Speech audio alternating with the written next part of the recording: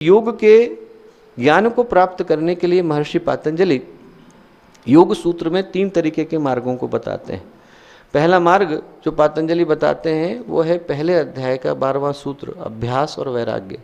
यदि आपके अंदर वीतरागता है, यदि आपका मन अंदर से शांत हो गया है, यदि आप राग और द्वेष से परे चले गए हैं, यदि आप उपराम हो गए हैं, यदि आप शम दम उपरति को छोड़ करके मन के अंदर, चित्त के अंदर ठहर गए हैं, स्थिर हो गए हैं, न राग आपको प्रभावित करता है, न द्वेष करता है, न स्वार्थ करता है, न अहंकार करता है, न सुख करता है, न दुख करता है, और ये सीजन की तरह से आते हैं, चले जाते हैं, मौसमों की तरह से आते हैं और बदल जाते हैं, पर आप अंदर से नहीं बदलते, तो वो कहते हैं कि तब आपको और कुछ करने की आवश्यकता नहीं है, बाकी की किताब आप उठा करके रख दीजिए।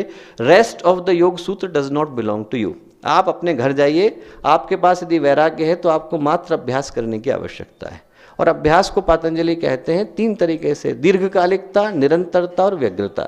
3 चीजें यदि आपके अंदर हैं तो आपके अंदर अभ्यास है, दीर्घकालिकता, निरंतरता, व्यग्रता।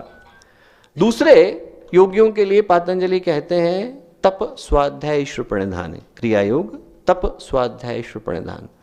और तीसरा अष्टांग योग, उसमें कहते हैं यम नियम, आसन प्राणायाम, प्रत्याहार, धारणा, ध्यान और समाधि। इसमें से यम नियम, आसन प्राणायाम और प्रत्याहार बहिरंग साधन है, बाहर की तरफ साधने वाले साधन है। और जो अंतरंग का साधन है, जो अंदर साधने वाला साधन है, वो 3 है, धारणा, ध्यान और समाधि।